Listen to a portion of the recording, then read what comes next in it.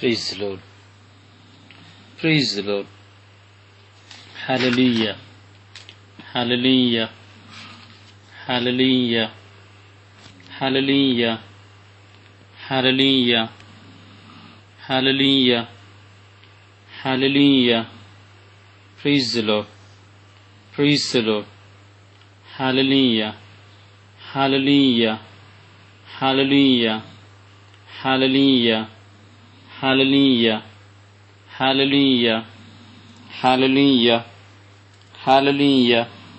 Hallelujah. Hallelujah. Praise the Lord.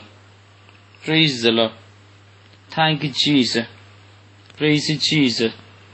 Thank you, Jesus. Praise you, Jesus. Thank you, Jesus. ಪಿತನಿಗೂ ಸುತನಿಗೂ ಮತ್ತು ಪವಿತ್ರಾತ್ಮರಿಗೂ ಮಹಿಮೆಯಾಗಲಿ. ಆದಿಯಲ್ಲಿದ್ದ ಹಾಗೆ ಈಗಲೂ ಯಾವಾಗಲೂ ಸದಾಕಾಲಕ್ಕೂ ಸ್ತೋತ್ರ ಉಂಟಾಗಲಿ. Praise the Lord. Praise the Lord. Hallelujah. Hallelujah. ಪ್ರಿಯ ಸಹೋದರ ಸಹೋದರಿಯರೇ, ಈ ಬೆಳಗಿನ ಜಾವದಲ್ಲಿ ನಾನು Praise the Lord ಎಂಬುದಾಗಿ ನಿಮಗೆ ನಾನು ಹೇಳಿದೆ. ನೀವು ಸಹ Praise the Lord ಹೇಳಿದ್ರಿ. ಹಲ್ಲೆಲೂಯಾ ಹೇಳಿದೆ. ನೀವು ಸಹ ಹಲ್ಲೆಲೂಯಾವನ್ನ ಹೇಳಿದ್ರಿ. ಪಿತನ ಸುತ್ತನ ಮತ್ತು ಪವಿತ್ರಾತ್ಮರ ನಾಮದಲ್ಲಿ ಹೇಳುವಾಗ ಪಿತನ ಸುತ್ತನ ಮತ್ತು ಪವಿತ್ರಾತ್ಮರಿಗೆ ಮಹಿಮೆ ಆಗಲಿ ಎಂದುವಾಗ ಆದಿಯಲ್ಲಿದ್ದ ಹಾಗೆ ಈಗಲೂ ಯಾವಾಗಲೂ ಯುಗ ಯುಗಾಂತರಕ್ಕೂ ಆಮೇನ್ ಎಂಬುದಾಗಿ ಉತ್ತರವನ್ನು ಕೊಟ್ಟರು. ಪಿತನ ಸುತ್ತನ ಮತ್ತು ಪವಿತ್ರಾತ್ಮರ ನಾಮದಲ್ಲಿ praise the lord. Praise the lord. Hallelujah. Hallelujah. Hallelujah. Hallelujah. Praise the lord. ಪಿತನ ಮತ್ತು ಸುತ್ತನ ಪವಿತ್ರಾತ್ಮರ ನಾಮದಲ್ಲಿ ನಾವು ಸರಿಯಾಗಿ ಗಮನಿಸಬೇಕು.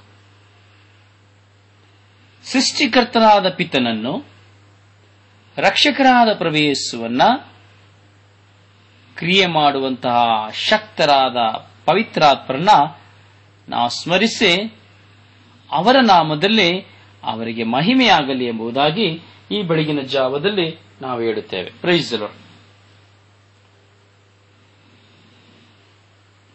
Price the lord. Praise the lord. Hallelujah. Hallelujah. Hallelujah. Hallelujah. Hallelujah.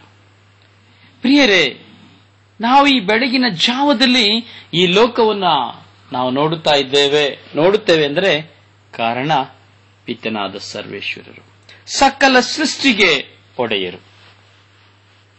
ನನ್ನನ್ನು, ನಿನ್ನನ್ನು, ಸರ್ವರನ್ನ ತನ್ನ ಛಾಯೆಯಲ್ಲಿ, ತನ್ನ ಸೌಂದರ್ಯದಲ್ಲಿ, ತನ್ನ ಪ್ರತಿರೂಪದಲ್ಲಿ ಅವರು ಸೃಷ್ಟಿಸಿದರು.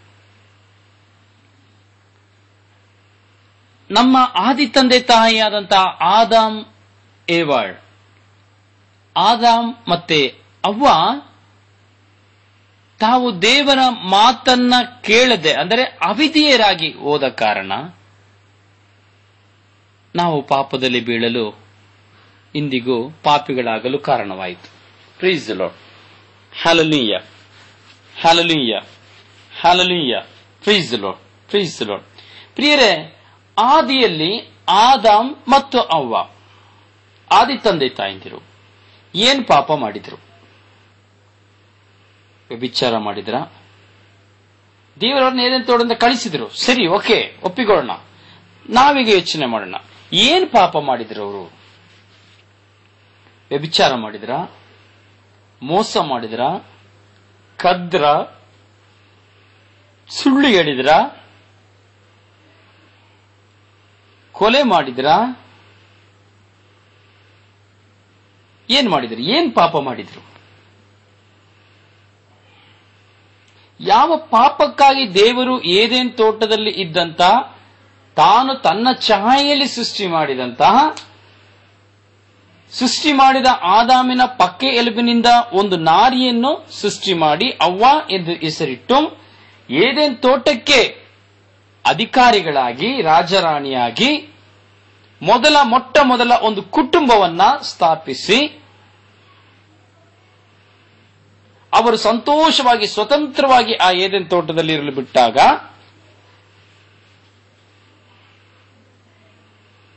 ಯಾವ ಕಾರಣಕ್ಕಾಗಿ ಅವರು ಶಪಿಸಲ್ಪಟ್ಟರು? ಯಾವ ಪಾಪವನ್ನು ಮಾಡಿದ್ದಕ್ಕಾಗಿ ಅವರು ಶಪಿಸಲ್ಪಟ್ಟರು? ನಾವು ಸಹ ಪಾಪ ಮಾಡ್ತೇವೆ ಅಲ್ಲ, ನಾವೆಲ್ಲರೂ ತಪ್ಪು ಮಾಡ್ತೇವೆ, ಪಾಪ ಮಾಡ್ತೇವೆ. ಆದರೆ ನಿಜವಾಗಿಯೂ ಆದಾಮ್ ಅವಳು ನಾನು ಮತ್ತು ನೀವು ಮಾಡುವ ಪಾಪವನ್ನು ಮಾಡಲಿಲ್ಲ. ಅವರಿಗೆ ವ್ಯಭಿಚಾರ ಏನೆಂಬುದೇ ಗೊತ್ತಿಲ್ಲ, ವ್ಯಭಿಚಾರದ ಆಸೆ ಏನೆಂಬುದೇ ಗೊತ್ತಿಲ್ಲ. ಅವರು ಬೆತ್ತಲೆಯಾಗಿ ಇದ್ದರು, ಇಬ್ಬರು ಬೆತ್ತಲೆಯಾಗಿ ಇದ್ದರು. ಈಕೆ ಅವನು ಈತನನ್ನ ನೋಡಿ ಬೆತ್ತಲೆಯಾಗಿ ಕಾಲ ಕಳೆಯುತ್ತಾ ಇದ್ದರು. ಕದೀಲಿಕ್ಕೆ ಅಲ್ಲಿ ಏನು ಇರಲಿಲ್ಲ. ಬಂಗಾರ, ಚಿನ್ನ, ಹಣ, ವಜ್ರ, ವೈಡೂರ್ಯ ಯಾವುದೂ ಇರಲಿಲ್ಲ. ಸುಳ್ಳು ಹೇಳಲಿಕ್ಕೆ ಅಲ್ಲಿ ಯಾವ ಒಂದು ಅಪರಾಧಕ್ಕಾಗಲಿ ಯಾವ ವಿಧವಾದಂತಹ ಕೊರತೆಗಾಗಲಿ ಅವರು ಕಾರಣರಾಗಲಿಲ್ಲ. ಮೋಸ ಮಾಡಲಿಕ್ಕೆ ಯಾರು ಅವರ ಪಕ್ಕದಲ್ಲಿ ಅವರ ಎದುರುಗಡೆ ಇರಲಿಲ್ಲ.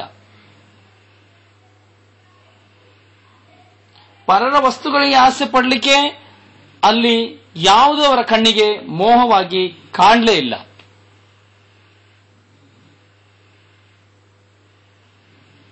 ನಿಜವಾದ ಏಕದೇವರನ್ನು ಅವರು ಆರಾಧಿಸ್ತಾ ಇದ್ರು, ಪ್ರೀತಿಸ್ತಾ ಇದ್ರು. ಅವರ ಪ್ರೀತಿಗಾಗಿ ಅವರಿಗಾಗಿ ಕಾಯ್ತಾ ಇದ್ದರು, ಅವರ ಸ್ವರಕ್ಕಾಗಿ ಕಾಯ್ತಾ ಇದ್ರು, ಅವರೊಡನೆ ಮಾತನಾಡ್ತಾ ಇದ್ದರು. ಅವರಿಗೆ ದೇವರ ದಿನ ಎಂಬುದಿರಲಿಲ್ಲ, ಎಲ್ಲ ದಿನ ದೇವರೊಟ್ಟಿಗೆ ಇದ್ದಿದ್ದರಿಂದ ಸಂಪೂರ್ಣವಾಗಿ ಅವರ ದಿನವೆಲ್ಲ ದೇವರೊಟ್ಟಿಗೆ ಕಳೀತಾ ಇದ್ರು. ದೇವರ ನಾಮವನ್ನು ಉಚ್ಚಾರಣೆ ಮಾಡಲಿಕ್ಕೆ, ಯಾವುದೇ ತಪ್ಪಾಗಿ ಉಚ್ಚಾರಣೆ ಮಾಡಲಿಕ್ಕೆ ಅವರಿಗೆ ಯಾವ ವಿಧವಾದಂತಹ ಅಸಂಘಟಿತವಾದಂತಹ ಘಟನೆಗಳು ನಡೆಯಲೇ ಇಲ್ಲ. ಯಾಕಂದ್ರೆ ದೇವರು ಏದೇನ್ ತೋಟವನ್ನು ಸುಂದರವಾಗಿ ನಿರ್ಮಿಸಿ ಅವರಿಗೆ ಕೊಟ್ಟಿದ್ದರು, ಬೇಕಾದೆಲ್ಲವನ್ನು ಅನುಭವಿಸಲಿಕ್ಕೆ ದೇವರು ಕೊಟ್ಟಿದ್ದರು. ಯಾವುದನ್ನು ಅವರಿಗೆ ಮರೆಮಾಚಿರಲಿಲ್ಲ, ಯಾವುದಕ್ಕೂ ದೇವರು ಅವರಿಗೆ ಕೊರತೆ ಮಾಡಿರಲಿಲ್ಲ. ಮೊಟ್ಟ ಮೊದಲನೇ ಕುಟುಂಬವನ್ನ ಆದಾಮ್ ಅವಳ ಮುಖಾಂತರವಾಗಿ ದೇವರು ಸೃಷ್ಟಿಯ ಕಾರ್ಯದಲ್ಲಿಯೇ ಪ್ರಾರಂಭಿಸಿದರು. Price the lord, praise the lord, hallelujah, hallelujah, hallelujah. ಗಾಢವಾದ ನಿದ್ರೆಯನ್ನ ಮಾಡಿದರು.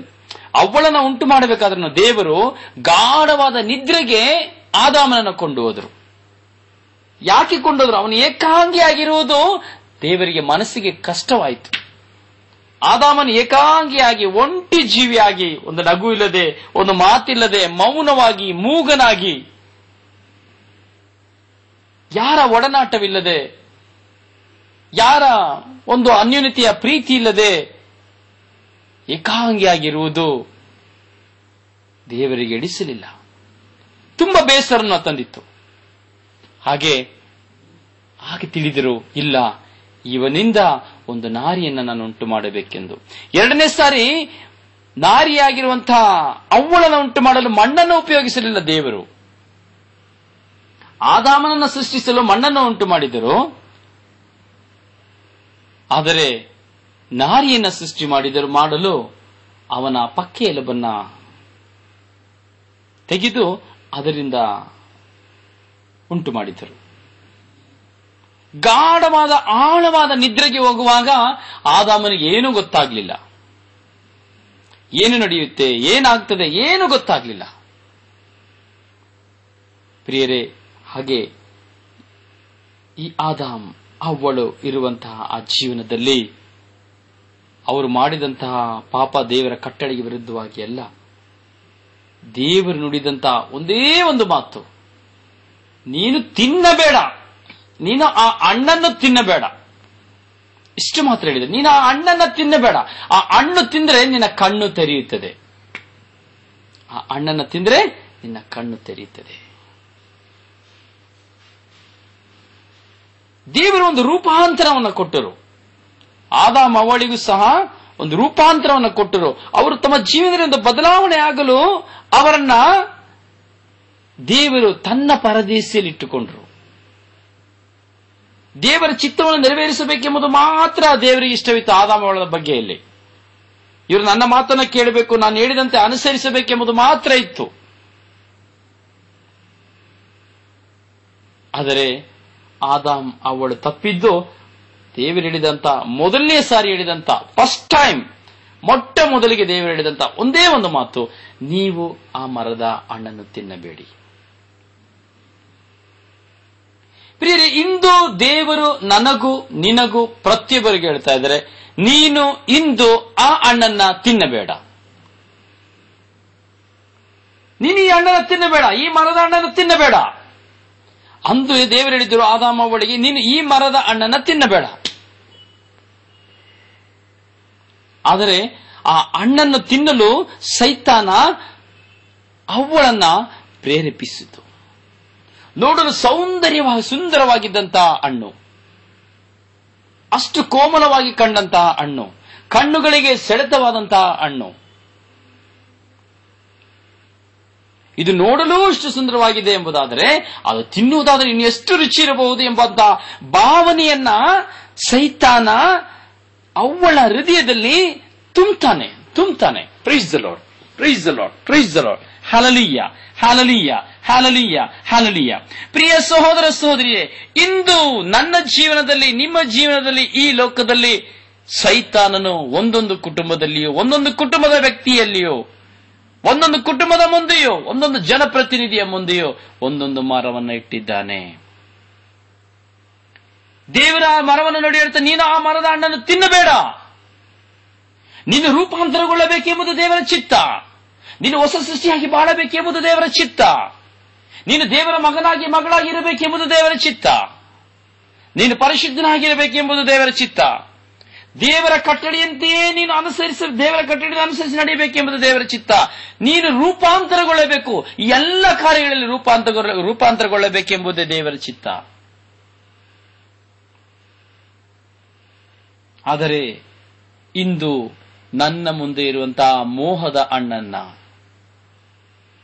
ಕೆಡುಕಿನ ಹಣ್ಣನ್ನ, ಸುಳ್ಳಿನ ಹಣ್ಣನ್ನ, ಮೋಸದ ಹಣ್ಣನ್ನ, ವ್ಯಭಿಚಾರದ ಹಣ್ಣನ್ನ, ಕ್ರೂರತನದ ಹಣ್ಣನ್ನ, ಕಪಟತನದ ಹಣ್ಣನ್ನ, ವಂಚನೆಯ ಹಣ್ಣನ್ನ ನಾನು ತಿನ್ನಲು ಹವಣಿಸುತ್ತಾ ಇದ್ದೇನೆ. ಸೈತಾನ ನನ್ನ ಮುಂದೆ ಇಡುವಂತಹ ಈ ಲೋಕದ ಮೋಹಗಳನ್ನ, ಈ ಲೋಕದ ಮೋಹಗಳಿಗೆ ಕಾರಣವಾದ ಪಾಪದ ಹಣ್ಣುಗಳನ್ನ ನಿನ್ನ ಮುಂದೆ, ನನ್ನ ಮುಂದೆ, ಈ ಲೋಕದ ಮುಂದೆ ಇದ್ದು, ಇದು ತುಂಬಾ ಸುಂದರವಾಗಿದೆ, ಇದು ತುಂಬಾ ಚೆನ್ನಾಗಿದೆ, ಇದನ್ನು ತಿನ್ನುವಾಗ, ಇದನ್ನು ನೀನು ಅನುಭವಿಸುವಾಗ, ಇದನ್ನು ನೀನು ಮಾಡುವಾಗ, ಇದನ್ನು ನೀನು ಹಿಂಬಾಲಿಸುವಾಗ, ನೀನು ಇದರ ಹಿಂದೆ ಹೋಗುವಾಗ ನಿನಗೆ ಸಂತೋಷ ಸಿಗುತ್ತದೆ, ಆನಂದ ಸಿಗುತ್ತದೆ. ಹಣ್ಣು ಎಂಬ ಒಳ್ಳೆ ಬೀರ್ ಬಾಟಲ್ ಅಲ್ಲ, ಈಗ ಬೀರ್ ಬಾಟಲ್ ಸಾಫ್ಟ್ ಡ್ರಿಂಕ್ ಆಗಿದೆ. ಕಳೆದ ದಿನದಲ್ಲಿ ಜಾಹೀರಾತು ಇದರಲ್ಲಿ ಕೊಟ್ಬಿಟ್ರು, ಸ್ಟೇಟ್ಮೆಂಟ್ ಕೊಟ್ಬಿಟ್ರು, ಕಾಲೇಜ್ ಸ್ಟೂಡೆಂಟ್ಗಳಿಗೆ ಬಿಯರ್ ಡಿಸ್ಕೌಂಟ್. ಎಷ್ಟು ಒಳ್ಳೇದಲ್ಲ ನಮ್ಮ ಮಕ್ಕಳಿಗೆ. ಯಾಕಂದ್ರೆ ಸಾಫ್ಟ್ ಡ್ರಿಂಕ್, ಮೊಟ್ಟೆ, ವೆಜಿಟೇರಿಯನ್, ನಾನ್ ವೆಜಿಟೇರಿಯನ್ ಎಲ್ಲನೂ ತಿನ್ಬೋದು. Price the lord, praise the lord, hallelujah. ಇವತ್ತು ನೀನು ಕುಡಿತ ನಿನ್ನ ಮಾರಕವಾದ ರೋಗಕ್ಕೆ, ಕ್ಯಾನ್ಸರ್ಗೆ, ನಿನ್ನ ಲಿವರ್ ಡ್ಯಾಮೇಜ್ಗೆ ಕಾರಣ ಆಗ್ತದೆ. ದೇವರು ಹೇಳ್ತಾರೆ, ನೀನು ಆ ಮರದ ಹಣ್ಣಾಗಿರುವಂತಹ ಕುಡುಕುತನ ನಿನ್ನ ಬಿಟ್ಟು ಬಿಡು, ನಿನ್ನ ನಾಶವಾಗಿ ಹೋಗ್ತೀಯ, ನಿನ್ನ ದೇಹ ನಾಶವಾಗಿ ಹೋಗ್ತದೆ. ಬೇಡ, ಅದು ನನಗೆ ವಿರುದ್ಧವಾದದ್ದು, ನೀನು ಅದನ್ನ ಬಿಟ್ಟು ಬಿಡು ಎಂದು ದೇವರು ನಿನಗೆ ಕಲ್ಪಿಸುತ್ತಾ ಇದ್ದಾರೆ, ನಿನ್ನ ಕುಟುಂಬಕ್ಕೆ ಕಲ್ಪಿಸುತ್ತಾ ಇದ್ದಾರೆ. ನೀನು ಆ ಕುಡಿತದ ಹಣ್ಣನ್ನು ತಿನ್ನಬೇಡ. ಆ ಹಣ್ಣಿಗೆ ಸಮಾನವಾಗಿರುವಂತಹ ಕುಡಿತವನ್ನ ನೀನು ಮುಟ್ಟಬೇಡ, ನಿನ್ನ ಕುಟುಂಬ ನಾಶವಾಗಿ ಹೋಗುತ್ತದೆ. ಆದರೆ ಇವತ್ತೇನಾಗ್ತಾ ಇದೆ, ಕುಟುಂಬದಲ್ಲಿ ತಂದೆ ತಾಯಿ ಮಕ್ಕಳೆಲ್ಲ ಕುಡಿತಾರೆ. ತಂದೆನ ಮಗ ಕುಡಿಬೇಡ ಅಂತ ಹೇಳಲಿಕ್ಕಾಗುದಿಲ್ಲ, ಅಥವಾ ಯಾಕೆ ಕುಡಿತ ಅಂತ ಕೇಳಕ್ಕಾಗುದಿಲ್ಲ. ತಾಯಿನ ಗಂಡ ಯಾಕೆ ಕುಡಿತ ಅಂತ ಕೇಳಕ್ಕಾಗುದಿಲ್ಲ. ಹೆಂಡತಿನ ಮಕ್ಕಳು ಯಾಕೆ ಕುಡಿತೀರಿ ಅಂತ ಹೇಳಲಿಕ್ಕಾಗ. ಯಾಕೆ ಎಲ್ಲರಿಗೂ ಈಗ ಕುಡಿಲಿಕ್ಕೆ ಅಂದ್ರೆ ತುಂಬಾ ಈಗ ಫ್ಯಾಷನ್ ಶೋ. ಯಾವಾಗ ಕುಡಿತೇವೆ ಹೆಚ್ಚಾಗಿ? ಕ್ರಿಸ್ಮಸ್ ಬಂದ್ರೆ ಕುಡಿಯೋದು, ಈಸ್ಟರ್ಗೆ ಕುಡಿಯೋದು, ಮದುವೆಗೆ ಕುಡಿಯೋದು, ಜ್ಞಾನಸ್ನಾನಕ್ಕೆ ಕುಡಿಯೋದು, 40 ದಿನ ತಿಥಿಗೆ ಕುಡಿಯೋದು, ಬ್ಯಾಪ್ಟಿಸಮ್ ಆದ್ರೆ ಕುಡಿತ, ಹೋಲಿ ಕಮ್ಯುನಿಯನ್ ಆದ್ರೆ ಕುಡಿತ, ದೃಢೀಕರಣ ಸಂಸ್ಕಾರ ಆದ್ರೆ ಕುಡಿತ, ಸತ್ರು ಕುಡಿತ, ಒಂದು ಮಗು ಹುಟ್ಟಿದ್ರು ಕುಡಿತ. ಯಾಕೆ ಕುಡಿತೀರಿ? ಇವತ್ತು ಫಂಕ್ಷನ್. ಪಕ್ಕದ ಮನೆಯವ್ರ ಸತ್ರು ಕುಡಿತ, ಸ್ನೇಹಿತ ಸತ್ರು ಕುಡಿತ, ದುಃಖ ಬಂದ್ರು ಕುಡಿತ, ಸಂತೋಷ ಬಂದ್ರು ಕುಡಿತ. ಫ್ಯಾಷನ್ ಆಫ್ ದಿ ಕ್ರೈಸ್ಟ್ ಅಂತ ಹೇಳಿದಾಗೆ ಇವತ್ತು ನನಗೆ ನನ್ನ ಜೀವನ ಪ್ಯಾಷನ್ ಆಗಿದೆ. ಯಾವ ಪ್ಯಾಷನ್? ಯೇಸು ಸ್ವಾಮಿಯ ಪ್ಯಾಷನ್ ಅಲ್ಲ. ಯೇಸು ಸ್ವಾಮಿಯ ಪಾಡು ಮರಣ ಅಲ್ಲ, ಲೋಕದ ದೃಷ್ಟಿಯಲ್ಲಿ ಇರುವಂತಹ ಪ್ಯಾಷನ್. ಆದರೆ ಕೇಳಲಲ್ಲದ ನಾನು, ದೇವರು ತನ್ನ ಮಾತನ್ನ ನಿರಾಕರಿಸಿದಂತಹ ಆದಾಮಳನ್ನು ಅವ್ವಳನ್ನ ತಿರಸ್ಕರಿಸಿ ಏದೇನ್ ತೋಟದಿಂದ ತಳ್ಳಿದಂತೆ ನಿನ್ನನ್ನು ಆ ಸೈತಾನ ವಂಚಿಸಿ ನಿನ್ನ ಕುಡಿತಕ್ಕೆ ಕಾರಣವಾಗಿ ಮಾಡುವಾಗ ದೇವರು ನಿನ್ನ ರೋಗಾವಸ್ಥೆಯಲ್ಲಿ ಮುಳುಗಿಸಲು ತನ್ನ ಆಶೀರ್ವಾದ ದೇಹವನ್ನ ನಾಶ ಮಾಡುವಾಗ ಅವರು ನಿನ್ನನ್ನ ತಳ್ಳಿಬಿಡುವರು. ನೀನು ರೋಗಿ, ಅವಾಗಲೇ ರೋಗಿ ಆಗುವುದು. ನೀನು ಯಾವಾಗ ದೇವರ ವಾಕ್ಯವನ್ನು ನೀನು ನಿರಾಕರಿಸಿ ಅವಾಗ ನೀನು ರೋಗಿ ಆಗ್ತೀಯ. ಹಾಗೆ ಒಂದು ವ್ಯಭಿಚಾರ ಸ್ತ್ರೀ, ಒಂದು ವ್ಯಭಿಚಾರ ಪುರುಷ ಬೇಡ, ಅದು ತಪ್ಪು ಎಂಬುದಾಗಿ ದೇವರು ಹೇಳ್ತಾರೆ, ನಿನ್ನ ತಂದೆ ಹೇಳ್ತಾರೆ, ಅಣ್ಣ ತಮ್ಮ ಹೇಳ್ತಾರೆ, ಅಕ್ಕ ತಂಗಿ ಹೇಳ್ತಾರೆ, ಗುರುಗಳು ಹೇಳ್ತಾರೆ, ಪ್ರತಿಯೊಬ್ಬರು ಹೇಳ್ತಾರೆ, ಬೇಡ ವ್ಯಭಿಚಾರ ಮಾಡಬೇಡ, ಪಾಪ ಅದು, ನಿನ್ನ ಮನೆ ಒಡೆದೋಗ್ತದೆ, ನಿನ್ನ ಹೆಂಡತಿ ಏನಾಗ್ತದೆ, ನಿನ್ನ ಗಂಡ ಏನಾಗ್ತದೆ, ನಿನಗೆ ರೋಗ ಬರ್ತದೆ. ಇಲ್ಲ, ಕಣ್ಣು ಮುಚ್ಚಾಲೆ ಆಟಲ್ಲಿ ನಾವು ಪಾಪ ಮಾಡ್ತೇವೆ. ಕೊನೆಗೇನ್ ಬರ್ತದೆ? ಏಡ್ಸ್ ಬರ್ತದೆ. ದೇವರು ಹೇಳಿದ್ರು, ಆ ವ್ಯಭಿಚಾರ ಎಂಬ ಹಣ್ಣನ್ನು ನೀನು ಮುಟ್ಟಬೇಡ, ತಿನ್ನಬೇಡ. ಅದು ತಿಂದ್ರೆ ನೀನು ಶಪಿಸಲ್ಪಡ್ತೇನೆ, ನಿನ್ನ ಕಣ್ಣು ತೆರೆಯಲ್ಪಡ್ತದೆ, ನಿನ್ನ ಜೀವನ ಹಾಳಾಗಿ ಹೋಗ್ತದೆ. ಅದು ನನಗೆ ಬೇಕು, ರುಚಿ. ಏಡ್ಸ್. ಇಲ್ಲದಿದ್ದರೆ ಮಾರಕವಾದ ರೋಗ, ಇಲ್ಲದಿದ್ದರೆ ದಾರಿದ್ರ್ಯ ನಿನ್ನ ಜೀವನದಲ್ಲಿ, ಇಲ್ಲದಿದ್ದರೆ ಇರುವುದನ್ನೆಲ್ಲ ಕಳೆದುಕೊಳ್ಳುವಂತಹ ಶಾಪ, ನಿನ್ನ ಕುಟುಂಬದಲ್ಲಿ ಸಮಾಧಾನ ಸಂತೋಷ ಇಲ್ಲದಂತಹ ಜೀವನ ದೇವರಿಗೆ ವಿರುದ್ಧವಾದದ್ದು. ಈಗ ನೀನು ಮಾಡುವ ಪ್ರತಿಯೊಂದು ಕಾರ್ಯಗಳು, ನಿನ್ನ ಪ್ರತಿಯೊಂದು ಮೋಹಗಳು, ಪ್ರತಿಯೊಂದು ಚಿಂತೆಗಳು, ಪ್ರತಿಯೊಂದು ದುರಾಶೆಗಳು ಆ ಏದೇನ್ ತೋಟದಲ್ಲಿ ಸೈತಾನ ಮೂಲಕವಾಗಿ ನಿರ್ಮಿಸಿದ ಒಂದು ಮರದ ಫಲವಾಗಿದೆ ನಿನ್ನ ಕಣ್ಣೆದುರಿಗೆ, ಪ್ರಿಯ ಸಹೋದರ ಸಹೋದರಿಯೇ. ಆದರೆ ದೇವರು ನನ್ನನ್ನು ಈ ಲೋಕವನ್ನು ರೂಪಾಂತರಗೊಳಿಸಲು ಪ್ರತಿದಿನವೂ ತನ್ನ ವಾಕ್ಯದ ಮೂಲಕ ನಮ್ಮನ್ನ ಸೆಳೀತಾ ಇದ್ದಾರೆ. ಆದಾಮನನ್ನು ಗಾಢ ನಿದ್ರೆಗೆ ಕೊಂಡು ಹೋಗಿ ಅವನಿಗೆ ಒಂದು ಸಂಗಾತಿಯನ್ನು ದೇವರ ದಯ ಪಾಲಿಸಿದರು. ಆದರೆ ನಾವು ಈ ದಿನಗಳಲ್ಲಿ ನಾವು ಆಲಿಸುವಾಗ ನಾವು ರೂಪಾಂತರಗೊಳ್ಳಬೇಕು. ನಮ್ಮ ಜೀವನದಲ್ಲಿ ನಾವು ರೂಪಾಂತರಗೊಳ್ಳಬೇಕು. ನನ್ನಲ್ಲಿ ನಾನು ರೂಪಾಂತರಗೊಳ್ಳಬೇಕು. ನನ್ನ ಸ್ವಭಾವದಲ್ಲಿ ನಾನು ರೂಪಾಂತರಗೊಳ್ಳಬೇಕು. ನನ್ನ ಕೋಪದಿಂದ ನಾನು ರೂಪಾಂತರಗೊಳ್ಳಬೇಕು. ನನ್ನ ವೈರಾಗ್ಯದಿಂದ ನಾನು ರೂಪಾಂತರಗೊಳ್ಳಬೇಕು. ನನ್ನ ಅಸೂಯೆಯಿಂದ ನಾನು ರೂಪಾಂತರಗೊಳ್ಳಬೇಕು. ನನ್ನ ಸಿಡುಕುಗಳಿಂದ ನಾನು ರೂಪಾಂತರಗೊಳ್ಳಬೇಕು. ನನ್ನ ಪಾಪಮಯ ಜೀವಿತದಿಂದ ನಾನು ರೂಪಾಂತರಗೊಳ್ಳಬೇಕು. ಕುಡುಕುತನದಿಂದ ನಾನು ರೂಪಾಂತರಗೊಳ್ಳಬೇಕು. ಡ್ರಗ್ಸ್ಗಳಿಂದ ನಾನು ರೂಪಾಂತರಗೊಳ್ಳಬೇಕು. ಈ ಲೋಕದ ಮೋಹಗಳಿಂದ, ದುಶ್ಚಟಗಳಿಂದ, ದುರ್ಬಲತೆಗಳಿಗೆ ಸಿಕ್ಕಿರುವಂತ ನಾನು ದುರಾಲೋಚನೆಗಳಿಂದ, ಸಕಲ ವಿಧವಾದಂತಹ ಪಾಪ ಚಿಂತನೆಗಳಿಂದ ರೂಪಾಂತರಗೊಳ್ಳಬೇಕೆಂಬುದೇ ದೇವರ ಚಿತ್ತ. ನಾವು ರೂಪಾಂತರಗೊಳ್ಳಬೇಕೆಂಬುದೇ ದೇವರ ಇಚ್ಛೆ. ಪ್ರಿಯ ಸಹೋದರ ಸಹೋದರಿ, ಒಂದು ನಿಮಿಷ ಕಣ್ಣುಗಳನ್ನು ಮುಚ್ಚೋಣ. ನಮ್ಮ ಜೀವನದಲ್ಲಿ ಕಾಡುವಂತಹ ಏದೇನ್ ತೋಟದ ಸೈತಾನ ನಿರ್ಮಿತವಾದಂತಹ ಸುಂದರ ಹಣ್ಣುಗಳು ನಮ್ಮ ಕಣ್ಣು ಮುಂದೆ ಇದೆ. ಪಾಪದ ಹಣ್ಣುಗಳು, ಪಾಪದ ಹೆಣ್ಣುಗಳು, ಪಾಪ ಪುರುಷರು, ಸೌಂದರ್ಯವಾಗಿರುವಂತಹ, ಮನಮೋಹಕವಾಗಿರುವಂತಹ ವ್ಯಕ್ತಿಗಳು. ಇವತ್ತು ಅದೇ ಲೋಕದಲ್ಲಿರುವಂತಹ ನಿಜವಾದಂತಹ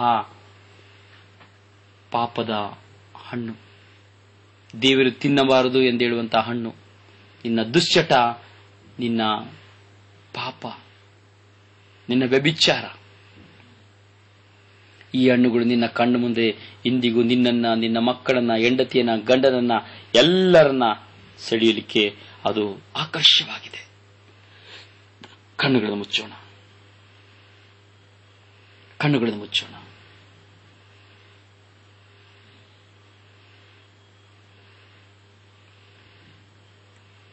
ಸ್ವಾಮಿ ದೇವ,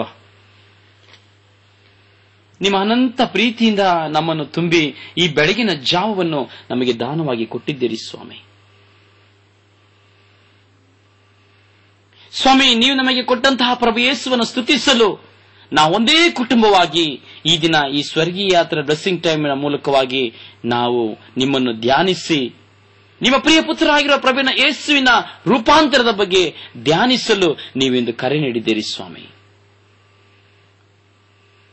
ಪ್ರಭು ಯೇಸುವಿನ ರೂಪಾಂತರ ನನ್ನ ವಿಶ್ವಾಸದ ಬದುಕಿಗೆ ನಿಮ್ಮ ಪ್ರಿಯ ಪುತ್ರರಾದ ಪ್ರಭು ಯೇಸು ನೀಡಿರುವ ಒಂದು ಉತ್ತೇಜನವಾಗಿದೆ ಸ್ವಾಮಿ. ಅಂದು ಆದಾಮನಿಗೆ ಗಾಢ ನಿದ್ರೆಯನ್ನು ಕೊಟ್ಟು ಅವನ ಜೀವನದಲ್ಲಿ ಒಂದು ರೂಪಾಂತರವನ್ನು ಕೊಡಲು, ಒಂದು ಬದಲಾವಣೆಯನ್ನು ಕೊಡಲು, ಒಂದು ಬಾಳ ಸಂಗಾತಿಯನ್ನು ಕೊಡಲು ನೀವು ಅವನನ್ನು ಅಂದು ಆಶೀರ್ವದಿಸಿದಿರಿ. ಅವನಿಗೆ ಅರಿವಿಲ್ಲದೆ ಕಣ್ಣು ಬಿಟ್ಟು ತೋಡುವಾಗ ಅವನ ಮುಂದೆ ಇದ್ದಂತಹ ಸುಂದರವಾದಂತಹ ತನ್ನ ಜೊತೆಗಾತಿ ಯೇಸುವೆ, ನೀವು ನಮಗಾಗಿ ತಮ್ಮನ್ನೇ ಸಮರ್ಪಿಸಿಕೊಳ್ಳುವರಾಗಿದ್ದೀರಿ. ನಮ್ಮ ವಿಶ್ವಾಸ ಬದುಕಿಗೆ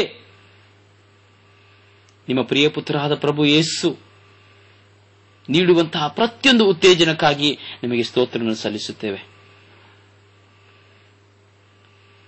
ತಾಬೋರ್ ಬೆಟ್ಟದಲ್ಲಿ ತನ್ನ ನಿಜ ರೂಪವನ್ನ ಶಿಷ್ಯರಿಗೆ ತೋರಿಸಿ ಅವರಲ್ಲಿ ವಿಶ್ವಾಸ, ಧೈರ್ಯ ತುಂಬಿದ ಪ್ರಭು ಈ ಕರುಣೆಯ ವರ್ಷದಲ್ಲಿ ನಮ್ಮ ನಡೆ ನುಡಿಯ ಮೂಲಕ ಆಧ್ಯಾತ್ಮಿಕ ಜೀವನದಲ್ಲಿ ರೂಪಾಂತರಗೊಂಡು ಪರರನ್ನು ರೂಪಾಂತರಿಸುವ ಪ್ರೇರಕರಾಗಿ ಬಾಳಲು ಕರೆ ನೀಡುತ್ತಿರುವಾಗ ನವ ಜೀವನದ ವರವಾಗಿರುವ ನಿನ್ನ ಪ್ರಿಯ ಪುತ್ರರಾದ ಪ್ರಭು ಯೇಸುವಿನ ರೂಪಾಂತರ ನಮ್ಮೆಲ್ಲರನ್ನು ರೂಪಾಂತರಿಸಲಿ ಸ್ವಾಮಿ. ನನ್ನ ಮಕ್ಕಳನ್ನ, ನನ್ನ ಗಂಡನನ್ನ, ನನ್ನ ಹೆಂಡತಿಯನ್ನ, ನನ್ನ ಒಡಹುಟ್ಟಿದವರನ್ನ, ಬಂಧು ಬಳಗದವರನ್ನ, ಈ ನನ್ನ ಕಣ್ಣುಗಳಿಂದ ಕಾಣುವ ಪ್ರತಿಯೊಬ್ಬರನ್ನ, ನನ್ನನ್ನು ಕಾಣುವ ಪ್ರತಿಯೊಬ್ಬ ಕಣ್ಣುಗಳನ್ನ, ಈ ಲೋಕದಲ್ಲಿರುವಂತಹ ಸರ್ವರನ್ನ ರೂಪಾಂತರಗೊಳಿಸಲು ಸ್ವಾಮಿ ನಿಮ್ಮಲ್ಲಿ ನಾವು ಪ್ರಾರ್ಥಿಸುತ್ತಾ ಇದ್ದೇವೆ ಸ್ವಾಮಿ. ಈ ದಿನದಲ್ಲಿ ನಾವು ಪಾಲ್ಗೊಳ್ಳುವಂತಹ ಪವಿತ್ರ ಬಲಿಪೂಜೆ, ಪವಿತ್ರ ಬಲಿಪೂಜೆಯಲ್ಲಿ ಆಲಿಸುವಂತಹ ನಿಮ್ಮ ವಾಕ್ಯ, ಆ ವಾಕ್ಯದಲ್ಲಿರುವಂತಹ ಸಾರಾಂಶ, ಪವಿತ್ರ ಬಲಿ ಕಾಣಿಕೆಯ ಮೂಲಕವಾಗಿ ಆ ರೊಟ್ಟಿ ರಸವನ್ನ ನಿಮ್ಮ ಶರೀರ ಮತ್ತು ರಕ್ತವನ್ನಾಗಿ ಮಾರ್ಪಡಿಸುವುದಕ್ಕೆ ಮೊದಲಾಗಿ ಈಗೋ ಅವುಗಳಿಗೆ ನಮ್ಮನ್ನೇ ಸಮರ್ಪಿಸಿ, ನಮ್ಮ ಬಲಹೀನತೆಗಳನ್ನೇ ಸಮರ್ಪಿಸಿಕೊಂಡು ನಮ್ಮನ್ನು ರೂಪಾಂತರಗೊಳಿಸುವಂತೆ ಸ್ವಾಮಿ ಆಶೀರ್ವದಿಸಿರಿ. ನಾವು ರೂಪಾಂತರಗೊಳ್ಳುವಂತೆ ನಮ್ಮನ್ನು ಆಶೀರ್ವದಿಸಿರಿ.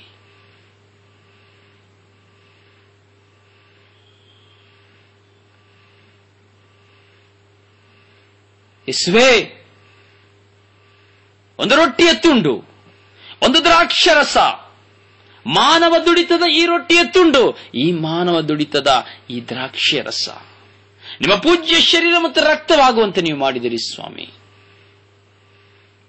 ಆ ಪೂಜ್ಯ ಶರೀರ ಮತ್ತು ರಕ್ತವನ್ನು ಭುಜಿಸುವ ನಾವು ಹೊಸ ಸೃಷ್ಟಿಗಳಾಗಿ ಬಾಳಿ ನಮ್ಮ ಜೀವನದ ನಿಜ ರೂಪಾಂತರವನ್ನುಗೊಳ್ಳುವಂತೆ ನಮ್ಮನ್ನು ಆಶೀರ್ವದಿಸಿರಿ ಎಂದು ನಮ್ಮೆಲ್ಲರೂ ನಿಮ್ಮ ಕರಗಳಿಗೆ ಸಮರ್ಪಿಸಿಕೊಳ್ಳುತ್ತಾ ತಾಯಿ ಪೂಜ್ಯ ಮಾತೆ ಮರಿಯಮ್ಮರ ಮುಖಾಂತರವಾಗಿ, ಸಕಲ ದೂತ ಸಂತರ ಮುಖಾಂತರವಾಗಿ, ಎಲ್ಲ ಪ್ರವಾದಿ ಪ್ರೇಷಿತ ರಕ್ತ ಸಾಕ್ಷಿಗಳ ಮುಖಾಂತರವಾಗಿ, ಪ್ರಧಾನ ದೇವದೂತರಾದ ಮಿಖಾಯಲ್, ಗಾಬ್ರಿಯಲ್, ರಫಾಯಲ್ರ ಮುಖಾಂತರವಾಗಿ, ನಮ್ಮನ್ನು ಕಾಯುವ ಕಾವಲು ದೂತರ ಮುಖಾಂತರವಾಗಿ ನಾವು ಭಿನ್ನಯಿಸಿ ಪ್ರಾರ್ಥಿಸುತ್ತೇವೆ ಜೀವನದ ತಂದೆಯೇ. Amen, amen, amen. Price the lord, praise the lord, praise the lord. Good morning everybody, good morning. Price the lord. Hallelujah, hallelujah, hallelujah, hallelujah. ಪ್ರಿಯರೇ, ಒಂದು ಚಿಕ್ಕ ಕಥೆಯನ್ನು ನಿಮಗೆ ನಾನು ಹೇಳಲಿಕ್ಕೆ ಇಷ್ಟಪಡುತ್ತೇನೆ.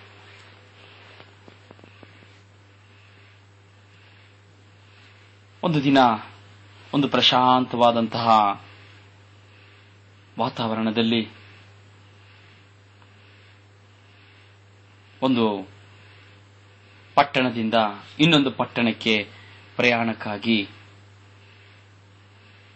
ಒಂದು ದೇಶದಿಂದ ಬಂದು ಇನ್ನೊಂದು ದೇಶಕ್ಕೆ ಹೋಗುವ ಸಲುವಾಗಿ ಒಂದು ಕುಟುಂಬ ತನ್ನ ಪ್ರಯಾಣವನ್ನು ತೊಡಗಿಸಿಕೊಳ್ಳಲು ಬೆಟ್ಟಗುಡ್ಡ ಹಳ್ಳ ದಿಣ್ಣೆಗಳನ್ನು ದಾಟಿ ಆ ಕುಟುಂಬ ಆ ಬೆಟ್ಟಗುಡ್ಡ ಹಳ್ಳ ದಿಣ್ಣೆಗಳನ್ನು ದಾಟಿ ಹೋಗಲು ಒಂದು ರೈಲಿನ ಪ್ರಯಾಣದಲ್ಲಿ ತೊಡಗಿತ್ತು. ಒಂದು ಟ್ರೈನ್ 23 ಬೋಗಿಗಳು, ಒಂದೇ ಒಂದು ಇಂಜಿನ್ ಆ 23 ಬೋಗಿಗಳನ್ನ ಎಳೆದು ಹೋಗ್ತದೆ.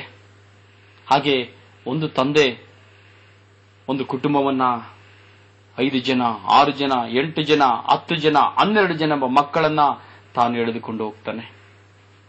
ಹಾಗೆ ಒಂದು ದಿನ ಒಂದು ತಂದೆಯಾದವನು ತನ್ನ 4 ಜನ ಮಕ್ಕಳನ್ನ, ಚಿಕ್ಕ ಮಕ್ಕಳು, ಒಂದು ಮಗುವಿಗೆ 3 ವರ್ಷ, ಒಂದು ಮಗುವಿಗೆ 4 ವರ್ಷ, ಒಂದು ಮಗುವಿಗೆ 5.5 ವರ್ಷ, ಇನ್ನೊಂದು ಮಗುವಿಗೆ 7 ವರ್ಷ, ಹೀಗೆ ವಯಸ್ಸಿನ ಅಂತರದಲ್ಲಿ 4 ಮಕ್ಕಳನ್ನ ತೆಗೆದುಕೊಂಡು ಒಬ್ಬ ತಂದೆ ಒಂದು ರೈಲಿನ ಪಯಣದಲ್ಲಿ ತಾನು ಹೊರಡುತ್ತಾನೆ.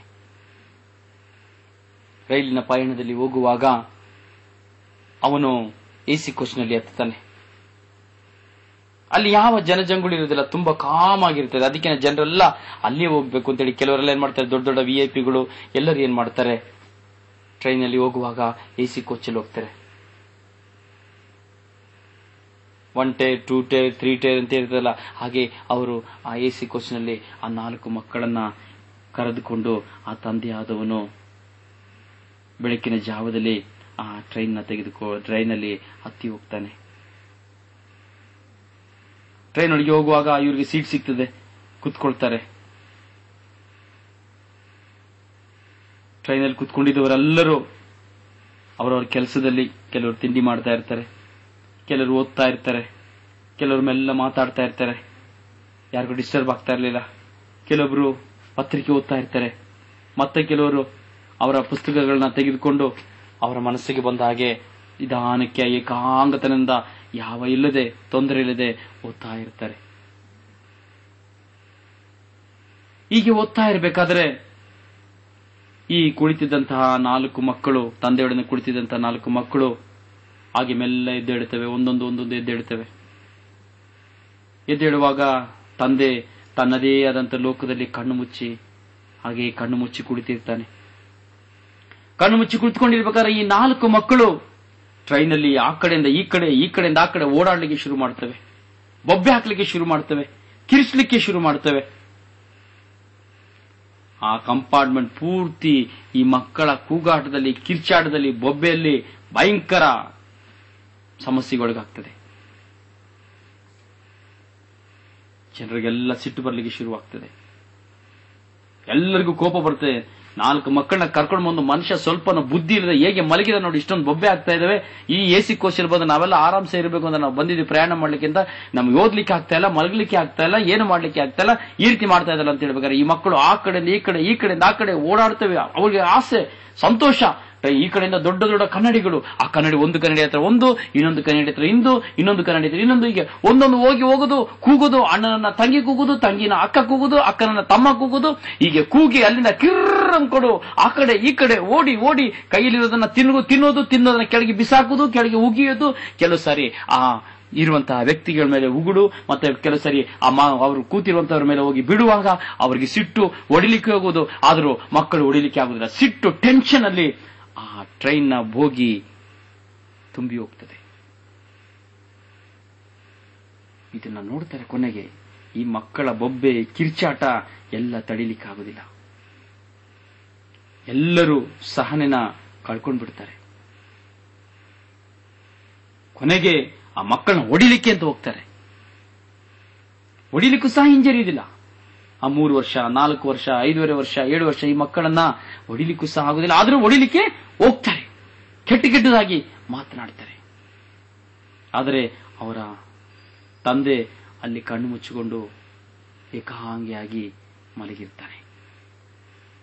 ಕೆಲವರು ಹೋಗಿರ್ತಾರೆ, ಏನ್ ನೀನು ಮನುಷ್ಯನ, ನೀನು 4 ಮಕ್ಕಳನ್ನ ತಗೊಂಡು ರೈಲಲ್ಲಿ ಬಂದಿದ್ದೀನಿ, ನೀನು ಎಸಿ ಕೋಚಲ್ಲಿ ಬಂದಿದ್ದೀನಿ, ಜನರಲ್ ಇರ್ಲಿಕ್ಕೆ ಆಗ್ತದೆ, ಜನರಲ್ಲಿ ಹೋಗಿ ಕುತ್ಕೊಳ್ಳಿಕ್ಕೆ ಆಗ್ತಾ ಇರ್ಲಿಲ್ವಾ? ನೀನು ಬಂದು ಕುತ್ಕೊಂಡು ನೀನು ಈಗೆಲ್ಲ ನಮಗೆ ತೊಂದರೆ ಕೊಡ್ತಾ ಇದೆಯಲ್ಲ, ನಿನಗೆ ಜ್ಞಾನ ಇಲ್ವಾ? ನಿನ್ನ ಮಕ್ಕಳಿಗೆ ನೀನು ಸುಮ್ಮನಿರು ಅಂತ ಹೇಳಲಿಕ್ಕೆ ಆಗುದಿಲ್ವಾ ಎಂಬುದಾಗಿ ತಂದೆಯಾದಂತಹ ಅವನನ್ನ ಬೊಬ್ಬೆ ಹಾಕಿ ಬೈತಾರೆ. ಬೈವಾಗ ಅವನಿಗೆ ಏನು ಹೇಳಬೇಕು ಅಂತ ಗೊತ್ತಿಲ್ಲ, ಏನ್ ಮಾಡಬೇಕು ಅಂತ ಗೊತ್ತಿಲ್ಲ. ಅವನು ಮೆಲ್ಲ ತನ್ನ ಕಣ್ಣನ್ನ ತೆರೀತಾನೆ. ಅವ್ರು ಹೇಳ್ತಾರೆ, ನಿನ್ಗೇನ್ ನೋವು, ನಿನ್ಗೇನ್ ಬಂದಿದೆ ನೋವು, ನಿನ್ನ ಮಕ್ಕಳಿಗೆ ಸುಮ್ಮನೆ ಅಂತ ಹೇಳಕ್ ನಿನಗೇನ್ ಬಂದಿದೆ ನೋವು ಎಂಬುದಾಗಿ ಮತ್ತೆ ಅವಳನ್ನ ಗದರಿಸಿ ಆ ತಂದೆಯಾದವನಿಗೆ ಹೇಳ್ತಾರೆ. ಆಗ ಅವನು ಕಣ್ಣು ಬಿಡ್ತಾನೆ. ಕಣ್ಣು ಬಿಟ್ಟು ಹೇಳ್ತಾನೆ, ನಿಜ, ಮಕ್ಕಳು ಖಂಡಿತವಾಗಿಯೂ ಗಲಾಟೆ ಮಾಡ್ತಾ ಇದ್ದಾರೆ. ಅವ್ರನ್ನ ಹೇಗೆ ಸಮಾಧಾನ ಮಾಡಬೇಕು ಅಂತ ನನಗೆ ಗೊತ್ತಿಲ್ಲ. ಅವ್ರ ಗೊತ್ತು ನನಗೆ, ಕಿರ್ಚಾಡ್ತಾ ಇದ್ದಾರೆ, ನಿಮ್ಮ ಹತ್ರ ಎಲ್ಲ ಸಂಕಟ, ನಿಮ್ಮೆಲ್ಲರಿಗೂ ತೊಂದರೆ ಕೊಡ್ತಾ ಇದ್ದಾರೆ, ಕೂಗಾಡ್ತಾ ಇದ್ದಾರೆ, ನಿಮ್ಮ ಮೇಲೆ ಬಿಡ್ತಾ ಇದ್ದಾರೆ, ತಿಂದಿದ್ನ ಕೆಳಗೆ ಹಾಕ್ತಾ ಇದ್ದಾರೆ, ಎಲ್ಲ ಮಾಡ್ತಾ ಇದ್ದಾರೆ, ನಿಜ. ಆದ್ರೆ ಇದನ್ನ ನಾನು ಗಮನಿಸ್ತಾ ಇದ್ದೀನಿ, ನಾನು ನೋಡ್ತಾ ಇದ್ದೇನೆ. ನೀವ್ ಹೇಳಿದ ನಿಜ, ನಾನು ಒಪ್ಪಿಕೊಳ್ತೇನೆ. ಆದ್ರೆ ನನಗೆ ಅವ್ರನ್ನ ಸಮಾಧಾನ ಪಡಿಸಲಿಕ್ಕೆ ಆಗ್ತಾ ಇಲ್ಲ. ಇನ್ನು 1 ಗಂಟೆಯಲ್ಲಿ ನಾವು ನೆಕ್ಸ್ಟ್ ಸ್ಟೇಷನ್ನಲ್ಲಿ ನಾವು ಇಳ್ಕೊಳ್ತೇವೆ. ದಯವಿಟ್ಟು ಬೇಸರ ಮಾಡಬೇಡಿ ಅಂತ ಹೇಳುವಾಗ, 1 ಗಂಟೆ ನನಗೆ ನಿಮ್ಮ ಮಕ್ಕಳನ್ನ ಕರ್ಕೊಂಡು ನೀನು ಮಡಿಲಿ ಇರಿಸ್ಕೋ, ಅವ್ರನ್ನ ಅಲ್ಲಿ ನೀವು ಆಡ್ಲಿಕ್ಕೆ ಬಿಡಬೇಡ, ನಾ ಇನ್ನೂ ಹೊಡೆದೇ ಬಿಡ್ತೀನಿ ಅವ್ರನ್ನ ಅಂತೇಳಿ ಇನ್ನೂ ಜೋರಾಗಿ ಬೊಬ್ಬೆ ಹಾಕ್ತಾರೆ. ತಂದೆ ಮಕ್ಕಳನ್ನ ಹತ್ರ ಕರೀಲಿಕ್ಕೂ ಇಲ್ಲ, ಅವ್ರನ್ನ ಬೇಡ ಅನ್ಲಿಕ್ಕಿಲ್ಲ. ಹಾಗೆ ಗಾಢವಾದಂತ ಚಿಂತೆಯಲ್ಲಿ ಆ ತಂದೆಯನ್ನು ಕೂತಿರ್ತಾರೆ. ಮತ್ತೆ ತಿರ್ಗಾ ಅವರು ಗಲಾಟೆ ಮಾಡಿ ಬೊಬ್ಬೆ ಮಾಡುವಾಗ ಹೇಳ್ತಾರೆ, ಹೌದು, ಈ 2 ಗಂಟೆಗೆ ಮುಂಚೆ ಆ ಮಕ್ಕಳ ತಾಯಿ ಸತ್ತು ಹೋದ್ಲು.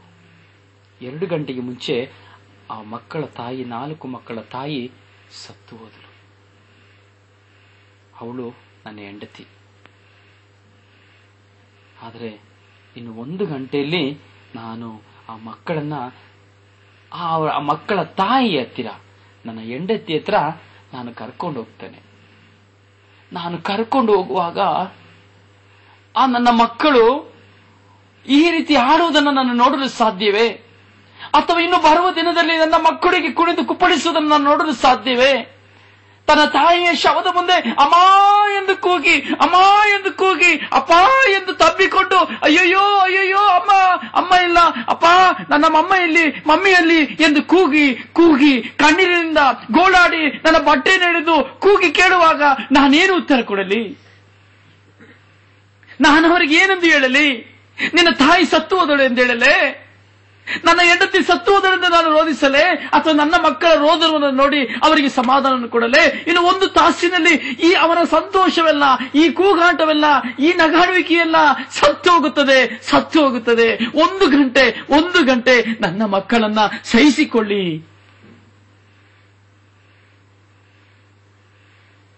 ಈ ಒಂದು ಮಾತನ್ನ ಕೇಳಿದ ತಕ್ಷಣ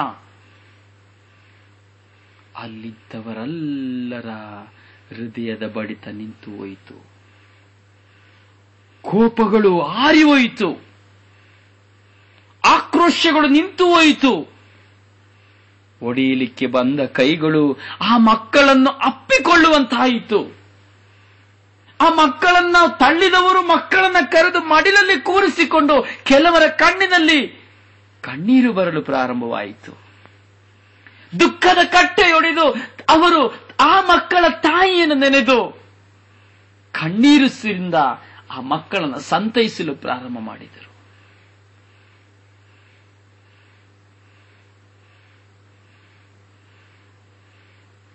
ಅದೇ ರೈಲು, ಅದೇ ಜನ, ಅದೇ ಮಕ್ಕಳು, ಅದೇ ಕಿರುಚಾಟ. ಆದರೆ ಜನ ಮನೋಭಾವ, ದೃಷ್ಟಿಕೋನದಲ್ಲಿ ಪರಿವರ್ತನೆ, ಮಾತಿನಲ್ಲಿ ಪರಿವರ್ತನೆ. ಕೋಪಗೊಂಡ ಮುಖಗಳು ಸಾಂತ್ವನ ನೀಡಲು ಬಯಸಿದವು. ವ್ಯಕ್ತಿಯ ಒಂದು ಮಾತು ಅವರ ಮನಸ್ಸನ್ನ ಸಂಪೂರ್ಣವಾಗಿ ಬದಲಾಗುವಂತೆ, ಸಂಪೂರ್ಣವಾಗಿ ರೂಪುಗೊಳಿಸುವಂತೆ ಮಾಡಿತು, ರೂಪಾಂತರಗೊಳ್ಳುವಂತೆ ಮಾಡಿತು. ಹೀಗೆ ಅವರ ಮಧ್ಯೆ ಉಂಟಾದ ಅಂತರ ಮಾತಿನ ಮೂಲಕ ಪ್ರತಿಯೊಬ್ಬರು ರೂಪಾಂತರಗೊಂಡರು. Praise the lord, praise the lord, hallelujah, hallelujah, hallelujah, hallelujah, hallelujah, hallelujah, hallelujah, hallelujah. Praise the lord, praise the lord. ಪ್ರಿಯ ಸಹೋದರ ಸಹೋದರಿಯರೇ, ಇಂದು ನನ್ನ ಜೀವನದಲ್ಲಿ, ನಿನ್ನ ಜೀವನದಲ್ಲಿ ನಾವು ರೂಪಾಂತರಗೊಳ್ಳಬೇಕು. ಮನುಷ್ಯನನ್ನು ಅರಿಯದೆ, ಮನುಷ್ಯನ ಜೀವನವನ್ನು ಅರಿಯದೆ, ಮನುಷ್ಯನ ಸಮಸ್ಯೆಯನ್ನು ಅರಿಯದೆ, ಮನುಷ್ಯನ ಕಣ್ಣೀರನ್ನು ಅರಿಯದೆ, ಮನುಷ್ಯನ ರೋಗವನ್ನು ಅರಿಯದೆ, ಮನುಷ್ಯನ ಭಾರವನ್ನು ಅರಿಯದೆ, ಮನುಷ್ಯನ ಸಾಲವನ್ನು ಅರಿಯದೆ, ಮನುಷ್ಯನ ದುಃಖವನ್ನು ಅರಿಯದೆ, ಜೀವನದ ಪ್ರತಿಯೊಬ್ಬರ ಗೋಳಾಟಗಳನ್ನು ಅರಿಯದೆ, ನನ್ನ ಸ್ವಾರ್ಥಕತೆಯಿಂದ ನಾನು ನನ್ನನ್ನು ಮಾತ್ರ ನೋಡಿಕೊಳ್ಳುತ್ತಾ, ನನ್ನ ಕುಟುಂಬವನ್ನು ಮಾತ್ರ ನೋಡಿಕೊಳ್ಳುತ್ತಾ, ಇತರರ ನೋವನ್ನು ಅರಿಯದೆ ಇಂದು ಬದಲಾವಣೆಗೊಳ್ಳದೆ ಕ್ರೂರವಾಗಿ ವರ್ತಿಸುವ ಮನುಷ್ಯರು ನೀನು ಹಾಗೂ ನಾವಾಗಿದ್ದೇವೆ. ಈ ನಮ್ಮ ಸ್ವಭಾವಗಳಲ್ಲಿ ನಾವು ರೂಪಾಂತರಗೊಳ್ಳಬೇಕು. ನಮ್ಮ ಸ್ವಭಾವಗಳೆಲ್ಲವೂ ರೂಪಾಂತರಗೊಳ್ಳಬೇಕು. ದೇವರು ನಮ್ಮನ್ನು ರೂಪಾಂತರಗೊಳಿಸುವುದಕ್ಕಾಗಿ ಹೇಳಿದರು, ನೀನು ಆ ಮರದ ಹಣ್ಣನ್ನು ತಿನ್ನಬೇಡ, ಆ ಮರದ ಹಣ್ಣಿಗೆ ಸಮಾನವಾಗಿರುವಂತಹ ಪಾಪಕ್ಕೆ ನೀನು ಗುಲಾಮನಾಗಬೇಡ, ಕುಡಿತಕ್ಕೆ ಗುಲಾಮನಾಗಬೇಡ, ವ್ಯಭಿಚಾರಕ್ಕೆ ಗುಲಾಮನಾಗಬೇಡ, ದುರಾಸೆಗೆ, ದುರಾಲೋಚನೆಗೆ, ದುಶ್ಚಟಕ್ಕೆ, ದುರ್ಮಾರ್ಗಕ್ಕೆ, ದುಶ್ಚಿಂತನೆಗಳಿಗೆ, ಮೋಹಕ್ಕೆ, ಕಾಮಕ್ಕೆ ನೀನು ಗುಲಾಮನಾಗಬೇಡ. ನೀನು ರೂಪಾಂತರಗೊಳ್ಳಬೇಕು. ನಿನ್ನನ್ನು ನಾನು ರೂಪಾಂತರಗೊಳಿಸಬೇಕೆಂದಿದ್ದೇನೆ. ತಂದೆ ದೇವರ ಚಿತ್ತ. ನಿನ್ನನ್ನು ನನ್ನನ್ನು ರೂಪಾಂತರಗೊಳಿಸುವುದು ತಂದೆ ದೇವರ ಚಿತ್ತ.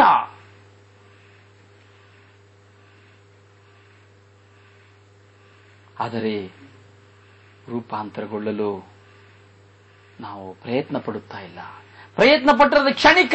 ಬರೀ ಒಂದು ಧ್ಯಾನವನ್ನು ಕೇಳುವಾಗ, ಬರೀ ಒಂದು ವಾಕ್ಯವನ್ನು ಕೇಳುವಾಗ, ಬರೀ ಒಂದು ರಿಟ್ರೀಟ್ ಅನ್ನು ಕೇಳುವ ಕ್ಷಣದಲ್ಲಿ ಮಾತ್ರ ಆ ಚಿಂತೆ ಇದ್ದು ರಿಟ್ರೀಟ್ ನ ಆಫ್ ಮಾಡಿದ ತಕ್ಷಣ, ಕೇಳಿ ಒಂದು ತಾಸಾದ ತಕ್ಷಣ, ಬಲಿಪೂಜೆಗೆ ಹೋಗಿ ಬಂದೊಂದು ತಾಸಾದ ತಕ್ಷಣ, ಧ್ಯಾನಕ್ಕೆ ಹೋಗಿ ಬಂದ ತಕ್ಷಣ ನಾನು ರೂಪಾಂತರಗೊಳ್ಳುವುದಕ್ಕೆ ಬದಲಾಗಿ ನಾನು ಹಳೆಯ ಜೀವನದಲ್ಲಿ ಹೋಗುವಾಗ ನನ್ನ ಜೀವನ ಪಾಪದ ಶಾಪದ ಜೀವನವಾಗಿ ಮಾರ್ಪಾಡಾಗುವುದರಲ್ಲಿ ಸಂಶಯವಿಲ್ಲ. ಪ್ರಿಯ ಸಹೋದರ ಸಹೋದರಿಯೇ, ಪ್ರಭುವಿನ ರೂಪಾಂತರದ ಬಗ್ಗೆ ಇಂದಿನ ವಾಚನದಲ್ಲಿ ನಾವು ಆಲಿಸಿದಾಗ 3 ಜನ ಶಿಷ್ಯರು ಪ್ರಭು ನಿಜ ರೂಪ ನೋಡಿ ಉಂಟಾದ ಬದಲಾವಣೆ ಶಿಷ್ಯರನ್ನು ರೂಪಾಂತರಿಸುವಂತಹ ಒಂದು ವಿಶಿಷ್ಟ ರೂಪಕ್ಕೆ ಕೊಂಡೊಯ್ಯಿತು. ದೈಹಿಕವಾಗಿ, ಮಾನಸಿಕವಾಗಿ, ಆತ್ಮಿಕ ರೂಪಾಂತರ ಅಗತ್ಯವಾಗಿತ್ತು, ಅತ್ಯಗತ್ಯವಾಗಿತ್ತು. ಪ್ರಭು ಯೇಸು ತನ್ನ ಮರಣದ ಬಗ್ಗೆ ಶಿಷ್ಯರಿಗೆ ತಿಳಿಸಲು ಸಜ್ಜುಗೊಂಡಿದ್ದರು. ಪ್ರಭು ಯೇಸು ಮಾತನಾಡುತ್ತಿದ್ದ ಒಂದೊಂದು ಮಾತಿನಲ್ಲಿಯೂ, ಒಂದೊಂದು ಸಾಮತಿಯಲ್ಲಿಯೂ ಅದನ್ನು ಸೂಚಿಸ್ತಾ ಇದ್ದರು. ಮಾತ್ರವಲ್ಲ, ವಿಶ್ವಾಸದಲ್ಲಿ ಜರ್ಜರಿತರಾದ ಶಿಷ್ಯ ಸಮೂಹಕ್ಕೆ ವಿಶ್ವಾಸ ಬಲಗೊಳಿಸಲು ಪ್ರಭು ತನ್ನ ನಿಜ ರೂಪವನ್ನು ತೋರಿಸಬೇಕಾಗಿತ್ತು. ಶಿಲುಬೆ ಇಲ್ಲದೆ ವಿಜಯವಿಲ್ಲ ಎಂಬ ಅಂಶ ಅವರಿಗೆ ಸ್ಪಷ್ಟಪಡಿಸ್ತಾ ಇದ್ರು ದೇವರು.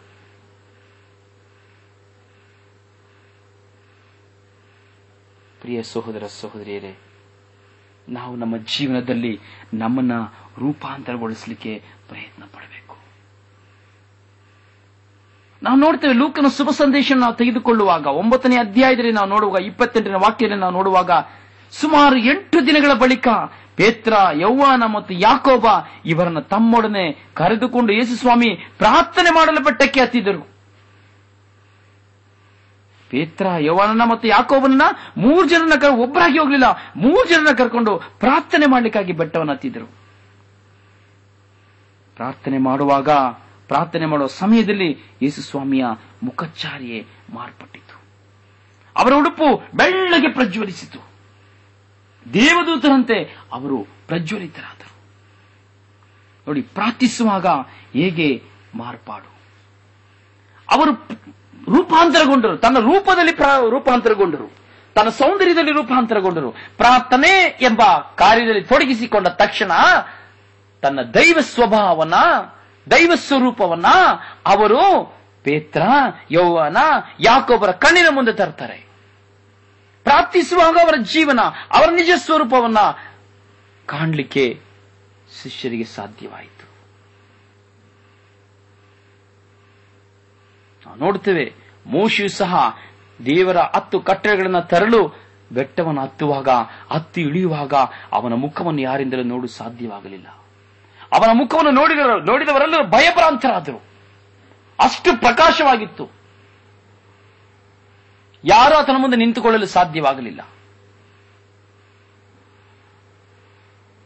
ಪ್ರಿಯರೇ, ಅವರ ಉಡುಪು ಪ್ರಜ್ವಲವಾಗಿತ್ತು. ಅದರಲ್ಲಿ ಏನು ನಡೀತದೆ?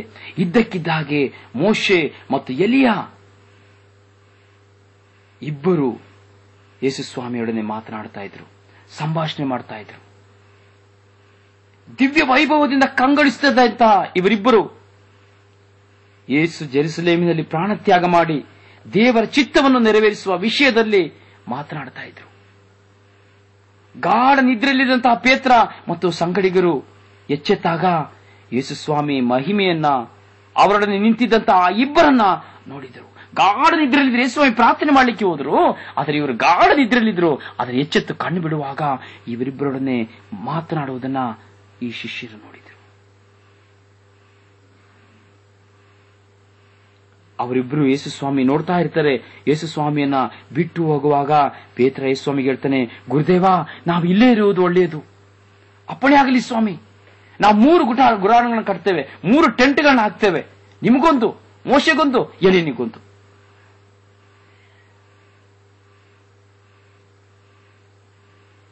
ಆದರೆ ಅವನು ಏನು ಹೇಳ್ತಾ ಇದ್ದಾನೆ ಅಂತೇಳಿ ಪೇತ್ರನಿಗೆ ಗೊತ್ತಾಗ್ಲಿಲ್ಲ.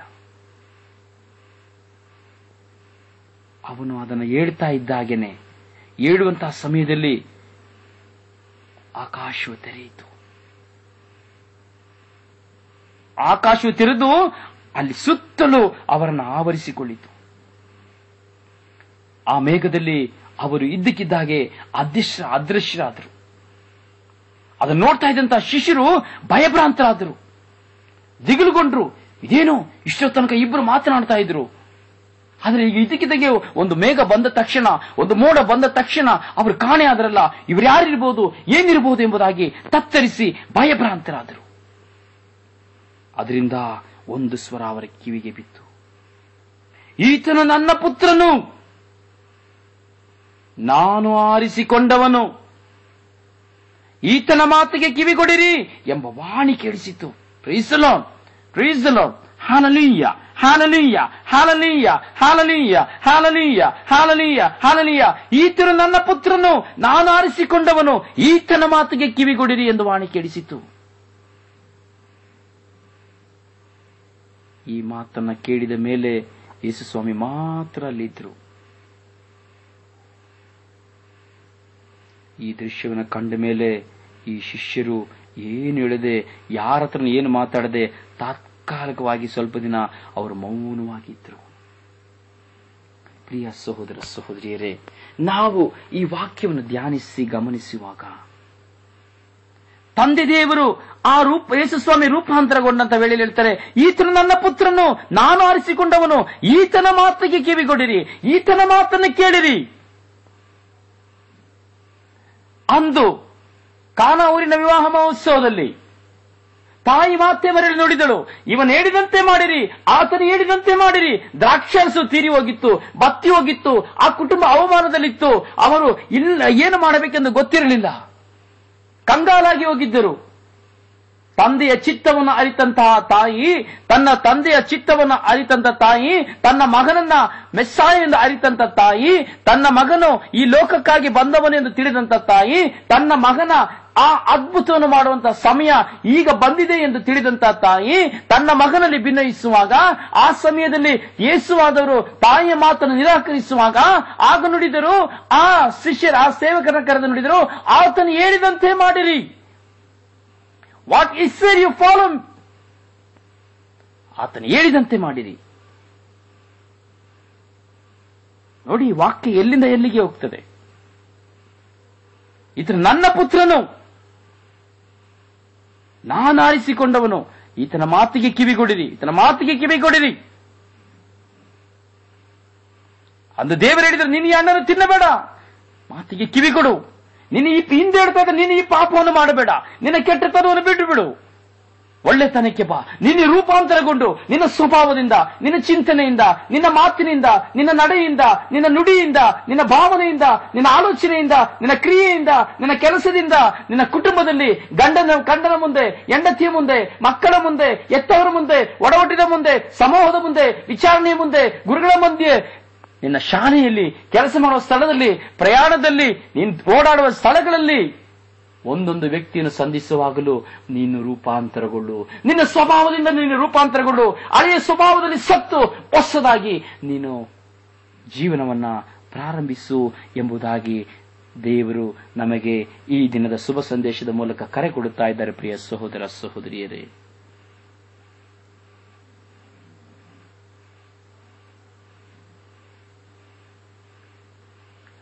ಆಧ್ಯಾತ್ಮಿಕ ಜೀವನದಲ್ಲಿ ರೂಪಾಂತರ ಹೊಂದಲು ನಾವು ಏನು ಮಾಡಬೇಕು ಎಂಬ ಪ್ರಶ್ನೆ ಬಂದಾಗ ಇಂದಿನ ಮೊದಲನೆಯ ವಾಚನ ನಮಗೆ ನೀಡುವ ಸಂದೇಶ ನಾವೆಲ್ಲರೂ ಪಾಲಿಸಿದರೆ ನಿಜಕ್ಕೂ ನಮ್ಮ ರೂಪಾಂತರವಾಗುವುದರಲ್ಲಿ ಸಂಶಯವಿಲ್ಲ.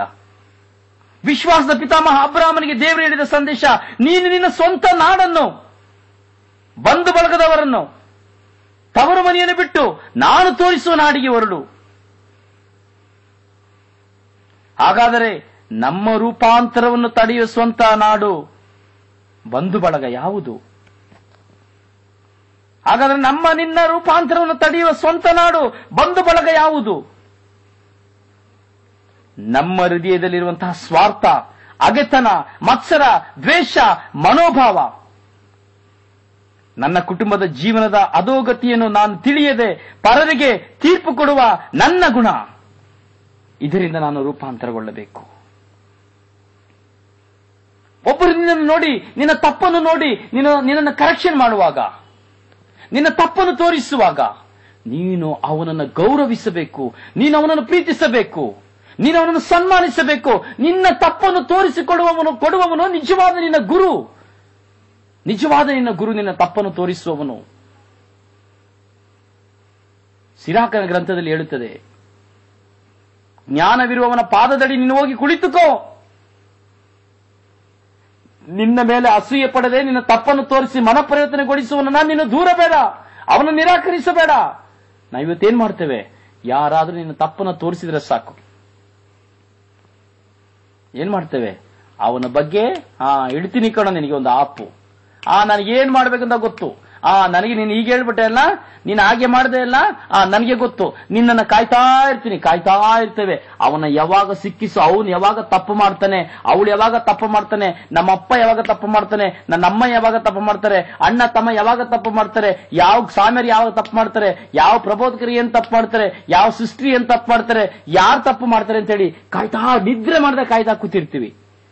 ಒಂದು ಹೋಟ್ಲ ಹತ್ರ ಹೋದ್ರು ಕಾಯ್ತೇವೆ, ಒಂದು ರಸ್ತೆಗೆ ಹೋದ್ರು ಕಾಯ್ತೇವೆ, ಒಂದು ಹುಡುಗಿ ಹತ್ರ ಮಾತಾಡಿದ್ರೆ ಕಾಯ್ತೇವೆ, ಒಂದು ಹುಡುಗನ ಹತ್ರ ಮಾತಾಡಿದ್ರೆ ಕಾಯ್ತೇವೆ, ಎಲ್ಲಿ ಹೋದ್ರು ಕಾಯ್ತಾ ಕೂತ್ಕೊಳ್ತೀವಿ ತಪ್ಪು ಹುಡುಕಲಿಕ್ಕಾಗಿ. ನನ್ನ ತಪ್ಪನ್ನು ಹುಡುಕಿದಾಗ ಇವರನ್ನು ಸಿಕ್ಕಿಸಬೇಕು.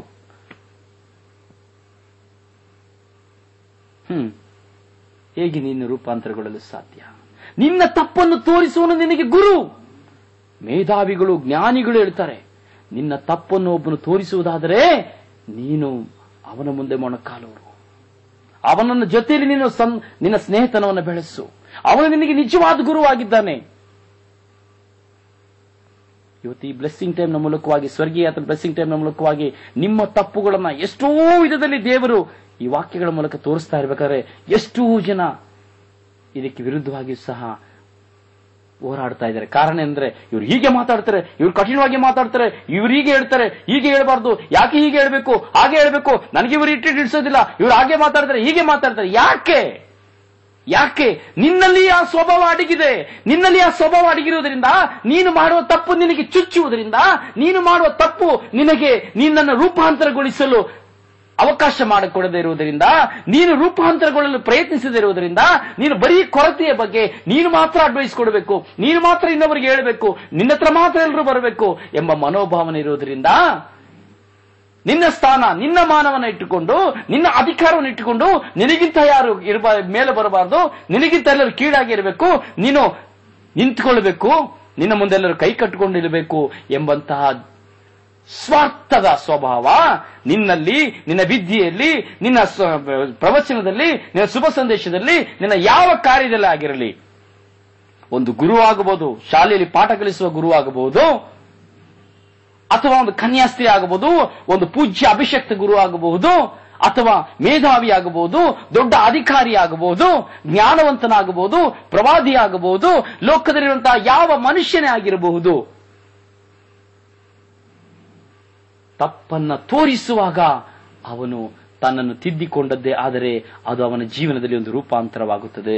ಇಲ್ಲದಿದ್ದರೆ ಅವನ ಸ್ವಾರ್ಥದ ಕಾರಣ ಅವನು ಮಾಡುವ ತಪ್ಪಿನಿಂದ ಹೊರಗೆ ಬರಲು ಅಸಾಧ್ಯವಾಗದೆ ಅವನು ಮತ್ತೊಬ್ಬನನ್ನು ದೂಷಿಸಿ ಅವನ ತಪ್ಪನ್ನು ಹುಡುಕಲು, ಅವನ ಪ್ರಬೋಧನೆಯಲ್ಲಿ ತಪ್ಪನ್ನು ಹುಡುಕಲು, ಅವನ ಕೆಲಸದಲ್ಲಿ ತಪ್ಪನ್ನು ಹುಡುಕಲು, ಅವನ ಜೀವನದಲ್ಲಿ ತಪ್ಪನ್ನು ಹುಡುಕಲು, ಅವನ ಗಂಡನ ಹತ್ತಿರ ಒಂದು ತಪ್ಪನ್ನು ಹುಡುಕಲು, ತನ್ನ ಹೆಂಡತಿಯಲ್ಲಿ ಮಕ್ಕಳಲ್ಲಿ ಒಡಹುಡಲು ಒಂದು ತಪ್ಪನ್ನು ಹುಡುಕಲು, ಸ್ನೇಹಿತರಲ್ಲಿ ಒಂದು ತಪ್ಪನ್ನು ಹುಡುಕಲು ಮಾತ್ರ ಸಂಚು ಮಾಡ್ತಾ ಇದ್ದಾನೆ ಹೊರತು ಬೇರೆ ಯಾವ ವಿಧದಲ್ಲಿ ಸಂಚು ಮಾಡೋದು. ಯಾಕಂದ್ರೆ ಅವನು ಆ ಸ್ವಭಾವದಲ್ಲಿರುವಂತಹ ಅವನು ಒಂದು ಸೈತಾನ ನಿರ್ಮಿಸಿರುವ ಸುಂದರವಾದ ಏದೆನ್ ತೋಟದಲ್ಲಿರುವಂತಹ ಆಕರ್ಷಕವಾದಂತಹ ಪಾಪದ ಹಣ್ಣಾಗಿರುತ್ತಾನೆ. Praise the lord, praise the lord, hallelujah, hallelujah, hallelujah, hallelujah, hallelujah, hallelujah, hallelujah, hallelujah, hallelujah, hallelujah, hallelujah. ನಿನಗೆ ತಪ್ಪು ತೋರಿಸಿದ್ರೆ ಆಗುದಿಲ್ಲ. ಇವತ್ತು ಯಾರಿಗೆ ಆಗಲಿ, ಎಂತ ವ್ಯಕ್ತಿ ಇರಲಿ, ನಾನು ನೋಡಿದ್ದೇನೆ, ಎಲ್ಲ ಅನುಭವಗಳು ನನಗೆ ಆಗಿದೆ ಪ್ರಿಯರೇ. ಚಿಕ್ಕವರಿಂದ ಹಿಡಿದು ದೊಡ್ಡ ಅಧಿಕಾರಿಯವರೆಗೂ ಎಂತ ಹೇಳಲಿಕ್ಕೆ ಬರೋದಿಲ್ಲ, ಆದ್ರೂ ನಾನು ಹೇಳ್ತೇನೆ. ಅಭಿಷಕ್ತರಾಗಬಹುದು, ಶುಭ ಸಂದೇಶ ಸಾರುವವರಾಗಬಹುದು, ಪಾಸ್ಟರ್ ಆಗಬಹುದು, ಎಂತ ಸಭಾಪಾಲಕರಾಗಬಹುದು, ತಂದೆ ತಾಯಿ ಯಾರೇ ಆಗಬಹುದು. ತಪ್ಪನ್ನ ತೋರಿಸಿದ್ರೆ ಅಲ್ಲಿ ದೊಡ್ಡ ಯುದ್ಧ ಪ್ರಾರಂಭವಾಗ್ತದೆ. ತನ್ನನ್ನು ತಗ್ಗಿಸಿಕೊಡುವವರು ಯಾರು ಇಲ್ಲ. ಇಂತಹ ಸ್ವಭಾವದಲ್ಲಿರುವಂತಹ ವ್ಯಕ್ತಿಗಳಾಗಿರುವ ನೀನು ಹಾಗೂ ನಾನು ರೂಪಾಂತರಗೊಂಡರೆ ಮಾತ್ರ ದೇವರ ಮಕ್ಕಳು, ರೂಪಾಂತರಗೊಂಡರೆ ಮಾತ್ರ ನಾನು ಕ್ರೈಸ್ತ, ನೀನು ಕ್ರೈಸ್ತ. ಇಲ್ಲದಿದ್ದರೆ ಆ ಸೈತಾನನ ವಂಶಕ್ಕೆ ಸೇರಿ ಆ ದೇವರು ತಿನ್ನಬಾರದು ಎಂದು ತಿನ್ನುವ ಹಣ್ಣನ್ನು ತಿನ್ನುವುದಕ್ಕೆ ಸಮಾನವಾಗಿದ್ದೇವೆ. Praise the lord, hallelujah, hallelujah, hallelujah. ನಮ್ಮ ಜೀವನದ ಕುಟುಂಬದ ಉಳುಕನ್ನು ಸರಿ ಮಾಡದೆ ನೀನು ಸರಿಯಲ್ಲ, ನೀನು ಮಾಡುವ ಕೆಲಸ ಸರಿಯಿಲ್ಲ ಎಂದು ಬೆರಳು ತೋರಿಸುವ ಪ್ರವೃತ್ತಿ ನಮ್ಮಲ್ಲಿ ಇದೆ. ನಮ್ಮ ದ್ವೇಷ, ಮತ್ಸರ, ಅಹಂಕಾರ, ಹಣ, ಅಂತಸ್ತಿನ ತೋರ್ಪಡಿಕೆ, ಅಧಿಕಾರ ಇವೆಲ್ಲ ನಮ್ಮನ್ನ ಕುರುಡಾಗಿ ಮಾಡಿದೆ. ನಾನು ತೆಗೆದುಕೊಳ್ಳುವಂತಹ ಸಂಬಳ ಏನಿರುವುದಿಲ್ಲ, ದರಿದ್ರವಾಗಿರ್ತಾನೆ. ಒಂದು ಕೆಲಸಕ್ಕೆ ಹೋಗ್ಲಿಕ್ಕೆ ಮುಂಚೆ, ಒಂದು ದೇಶಕ್ಕೆ ಹೋಗ್ಲಿಕ್ಕೆ ಮುಂಚೆ, ಒಂದು ಊರ್ಲಿಕ್ಕೆ ಹೋಗುವಂತ ಮುಂಚೆ, ಒಂದು ವ್ಯಾಪಾರ ಮಾಡ್ಲಿಕ್ಕೆ ಮುಂಚೆ ದರಿದ್ರನಾಗಿರ್ತಾನೆ. ತಿನ್ಲಿಕ್ಕೆ ಹಣ ಇರೋದಿಲ್ಲ, ಸಾಲ ಮಾಡಿ ಬಿಸ್ನೆಸ್ ಮಾಡ್ತಾನೆ, ಸಾಲ ಮಾಡಿ ನೆರೆಯೂರುಗಳಿಗೆ ಹೋಗ್ತಾನೆ, ಲಕ್ಷಾಂತರ ಸಾಲ ಮಾಡಿ, 2 ಲಕ್ಷ, 5 ಲಕ್ಷ, 10 ಲಕ್ಷ, 12 ಲಕ್ಷ ಸಾಲ ಮಾಡಿ ನೆರೆಯೂರುಗಳಿಗೆ ಹೋಗ್ತಾನೆ. ತಿನ್ಲಿಕ್ಕೆ ಮನೇಲಿ ಇರೋದಿಲ್ಲ. ಗಂಡನ ಜೀವನ ಒಂದು ತರ, ಹೆಂಡತಿಯ ಜೀವನ ಒಂದು ತರವಾಗಿರ್ತದೆ. ಮಕ್ಕಳಿಗೆ ಊಟ ಇಲ್ಲ, ಬಟ್ಟೆ ಇಲ್ಲ, ಕಷ್ಟಪಟ್ಟು ನೆರೆ ಊರಿಗೆ ಹೋಗ್ತಾನೆ, ಗಂಡ ಹೆಂಡತಿನೆಲ್ಲ ಬಿಟ್ಟು, ಮಕ್ಕಳನ್ನ ಬಿಟ್ಟು. ಆದರೆ ಇರುವುದೆಲ್ಲವನ್ನ ಮಾರಿ ವ್ಯಾಪಾರಕ್ಕೆ ಹೋಗ್ತಾನೆ, ಲಂಚವನ್ನು ಕೊಟ್ಟು ಕೆಲಸಕ್ಕೆ ಹೋಗ್ತಾನೆ. ಸಂಬಳ ಸಿಕ್ಕಿ ಹಣ ಕೈಗೆ ಬರುವಾಗ ಅಹಂಕಾರ ತಾನಾಗಿ ಕೊಬ್ಬಿದ ಸೈತಾನನಂತೆ ಬರುತ್ತದೆ. ಹಣದ ಮದ ಪ್ರಾರಂಭವಾಗ್ತದೆ. ಹಳೆಯದನ್ನ ಮರೆತು ಬಿಡ್ತಾರೆ. ನನ್ನ ಜೀವನ ಎಷ್ಟು ದಾರಿದ್ರ್ಯ ಜೀವನವಿತ್ತು, ನಾನು ಈ ನೆರೆ ಊರಿಗೆ ಬರಲಿಕ್ಕೆ ಮುಂಚಿತವಾಗಿ ನನ್ನ ಜೀವನ ಎಷ್ಟು ದಾರಿದ್ರ್ಯವಾಗಿತ್ತು, ನಾನು ಈ ಅಬ್ರಾಡ್ಗೆ ಬರಲಿಕ್ಕೆ ಮುಂಚೆ, ನಾನು ಈ ದೇಶಕ್ಕೆ ಬರಲಿಕ್ಕಿಂತ ಮುಂಚೆ, ನಾನು ಇಲ್ಲಿ ಬರಲಿಕ್ಕಿಂತ ಮುಂಚೆ ನನ್ನ ಜೀವನ ಎಷ್ಟು ದಾರಿದ್ರ್ಯವಾಗಿತ್ತು, ತಿನ್ಲಿಕ್ಕೆ ಊಟ ಇರಲಿಲ್ಲ, ಹೇಗೆ ಇದ್ದೆ ಎಂಬುದನ್ನು ಚಿಂತಿಸುವುದನ್ನು ಮರೆತು ಬಿಡ್ತೀರಿ. ಇವತ್ತು ನಿಮಗೆ 50,000, 70,000, 1 ಲಕ್ಷ, 2 ಲಕ್ಷ ಸಂಬಳ ಸಿಗ್ತಾ ಇರಬಹುದು, 50,000 ಸಂಬಳ ಸಿಗ್ತಾ ಇರಬಹುದು. ಇವತ್ತು ಅಹಂಕಾರದ ಮದ ಎಷ್ಟು ಜನರಲ್ಲಿದೆ, ಯಾರಿಗೂ ಗೌರವ ಕೊಡೋದಿಲ್ಲ. ಮಾಡೋದು ಮಡಿಕೆ ತಿಕ್ಕೋ ಕೆಲಸ ಆದ್ರೂ, ಬಾಚೋದು ತೆಗೆಯೋದು ಇನ್ನೊಬ್ಬರ ಚಾಕರಿ ಆದ್ರೂ, ಅಥವಾ ಒಂದು ಟೇಬಲ್ನ ಕೆಳಗೆ, ಒಂದು ಬಾಗಿಲ ಕೆಳಗೆ ಕುತ್ಕೊಳ್ಳುವ ಪಿಯನ್ನ ಕೆಲಸವಾಗಿದ್ರು, ನಾನು ತೋರಿಸುವಂತಹ ಆಹಾ ನನ್ನ ವಸ್ತ್ರ, ನನ್ನ ಆ ಒಂದು ಮಾತು, ಕೆಲವು ಸಾರಿ ಇಂಗ್ಲಿಷ್ ನಲ್ಲಿ ಟಸ್ಸು ಪುಸ್ಸು, ಓ ನನ್ನ ಮಾತೃಭಾಷೆ, ನಾನು ಬೆಳೆದಂತ ಹಳ್ಳಿ ಜನ, ಹಳ್ಳಿ ನನ್ನ ಗ್ರಾಮ, ಇದೆಲ್ಲವನ್ನ ಮರೆತು ಹಣದ ಅಹಂಕಾರ ಬಂದಾಗ, ಓ ನಾನು ಫ್ಲೈಟ್ ಇಳಿಬೇಕಾದ್ರೆ ಏನೋ ಒಂದು ಲಕ್ಪತಿ ಬಂದಾಗೆ, ಅಲ್ಪನಿಗೆ ಐಶ್ವರ್ಯ ಬಂದರೆ ಅರ್ಧ ರಾತ್ರಿಯಲ್ಲಿ ಕೊಡೆ ಹಿಡಿದಂತೆ. ಈ ಜೀವನ ಎಷ್ಟೋ ಜನರು ನೀವುಗಳು ಸಹ ಇದು ಆಗಿರಬಹುದು, ನನಗೆ ಗೊತ್ತಿಲ್ಲ, ನೀವು ಇದೇ ಜೀವನದಲ್ಲಿ ಇರಬಹುದು. ಆದರೆ ಆ ಜೀವನ ನಿಮಗೆ ಶಾಪದ ಜೀವನವಾಗಿದೆ. ನಿನ್ನ ಹಳೆಯ ಜೀವನವನ್ನ ನೀನು ಮರೆತು ಇಂದು ಸಿಗುವ 5 ವರ್ಷ 6 ವರ್ಷ 8 ವರ್ಷಕ್ಕೆ ಸಿಗುವ ಹಣದಲ್ಲಿ, ಅಹಂಕಾರದ ಮದದಲ್ಲಿ ನೀನು ಬೆರೆತು ಹೋದರೆ, ನಿನಗೆ ರಿಟೈರ್ಡ್ ಆಗುವಂತ ತನಕ ನೀನು ಮದದಲ್ಲಿ ಬೆಂದು ಹೋದರೆ, ನಾಳೆ ನಿನ್ನ ಬಲ್ಪ್ ಬರ್ನ್ ಆಗಿ ಹೋಗ್ತದೆ. ಆವಾಗ ನಿನ್ನ ಅಹಂಕಾರ ಏನು ಮಾಡ್ಲಿಕ್ಕೆ ಆಗುದಿಲ್ಲ. ಕಬಾಬೇನೆ, ಹೀಗೆ ತಿರುಗಿಸಿ ಕಬಾಬು, ಹಾಗೆ ತಿರುಗಿಸಿ ಕಬಾಬು, ಚುಯ್ಯಿ ಚುಯ್ಯಿ. ಅವಾಗ ಈಗ ಎಣ್ಣೆ ಹಾಕಿ ಕಬಾಬು, ಆಮೇಲೆ ಎಣ್ಣೆ ಇಲ್ಲದೆ ಕಬಾಬು. ಈಗ ಏನ್ ಮಾಡ್ತೀವಿ, ಚೆನ್ನಾಗಿ ಮಸಾಲೆ ಹಾಕಿ, ಗರಿಗರಿ ಮಸಾಲೆ ಹಾಕಿ, ಕಬಾಬ್ ಪೌಡರ್ ತಂದು ಎಣ್ಣೆಲಿ ಚೆನ್ನಾಗಿ ಹಾಕಿ ಒಳ್ಳೆ ಫ್ರೈ ಮಾಡಿ ತಿರುಗಿಸ್ತೇವೆ. ಆಮೇಲೆ ಹಳ್ಳಿ ಭಾಷೆಯಲ್ಲಿ ಹೇಳ್ತಾರೆ ಕುಂಡಿ ಕಬಾಬ್ ಆಗ್ತದೆ ಅಂತ ಹೇಳ್ಬಿಟ್ಟು. ಅವಾಗ ಎಣ್ಣೆ ಇಲ್ಲ, ಎಣ್ಣೆ ಇಲ್ದೇನೆ ಕಬಾಬು. ಯಾವಾಗ 8 ವರ್ಷ 10 ವರ್ಷ ನಿನ್ನ ರಿಟೈರ್ಮೆಂಟ್ ಆಗುವಾಗ, ನಿನ್ನ ಸೌಂದರ್ಯ ಹೋಗುವಾಗ. ಮರ್ತು ಬಿಡಬೇಡ ಪ್ರಿಯ ಸಹೋದರ ಸಹೋದರಿ. ನಿನ್ನ ತಪ್ಪನ್ನು ತೋರಿಸುವಾಗ ತಿದ್ದುಕೋ. ದೇವರ ವಾಕ್ಯ ನಿನ್ನ ತಪ್ಪನ್ನು ತೋರಿಸುವಾಗ ತಿದ್ದುಕೋ. ನಿನ್ನ ಗುರು ಹಿರಿಯರು ತಪ್ಪನ್ನು ತೋರಿಸುವಾಗ ತಿದ್ದುಕೋ. ಅಭಿಷಕ್ತರು ಗುರುಗಳು ನಿನಗೆ ತಪ್ಪನ್ನು ತೋರಿಸುವಾಗ ತಿದ್ದಿಕೋ. ವಾಕ್ಯ ನಿನ್ನೊಡನೆ ದಿನಂಪ್ರತಿ ಬ್ಲೆಸ್ಸಿಂಗ್ ಟೈಮ್ ನ ಮೂಲಕವಾಗಿ ಮಾತನಾಡುವಾಗ ನಿನ್ನ ಜೀವನದಲ್ಲಿ ನೀನು ಮಾಡುವ ತಪ್ಪುಗಳನ್ನು ತಿದ್ದಿಕೊಂಡು ನಿನ್ನ ರೂಪಾಂತರಗೊಳ್ಳಲು ಇಂದು ನೀನು ಪ್ರಯತ್ನಿಸಿದ್ದೆ ಆದರೆ ನಿನ್ನ ಮನೆ ಇಂದು ಉದ್ಧಾರವಾಗುವುದು. Praise the lord, praise the lord. Hallelujah, hallelujah, hallelujah, hallelujah. ಇವುಗಳಿಗಾಗಿ ನಾವೆಲ್ಲರೂ ರೂಪಾಂತರ ಹೊಂದಬೇಕು. ಹೀಗೆ ನಾವು ಹೊಸ ಸೃಷ್ಟಿಯಾಗಿ ಬಾಳಬೇಕೆಂದು ಪ್ರಭು ನಮಗೆ ಇಂದು ಈ ವಾಕ್ಯದ ಮೂಲಕ ಕರೆ ನೀಡುತ್ತಾ ಇದ್ದಾರೆ. ಪ್ರಭು ಕೈ ಎತ್ತುವ ಮೊದಲು ಅವುಗಳನ್ನು ಬಿಟ್ಟು ಅಗಲಬೇಕು. ಯೇಸು ಸ್ವಾಮಿ ತನ್ನ ಶಿಲುಬೆಗೆ ತನ್ನ ಕೈಗಳನ್ನು ಕೊಡುವ ಈ ಕೊನೆಯ ದಿನಗಳಲ್ಲಿ ನಾವು ಅವುಗಳನ್ನು ಬಿಟ್ಟು ಅಗಲಿ ನಮ್ಮನ್ನ ದೇವರಿಗೆ, ಯೇಸುವಿಗೆ ಕಾಣಿಕೆಯಾಗಿ ನಮ್ಮ ಸ್ವಭಾವವನ್ನ, ನಮ್ಮ ರೂಪಾಂತರ ಜೀವನವನ್ನ ಒಪ್ಪಿಸಿಕೊಡಬೇಕು.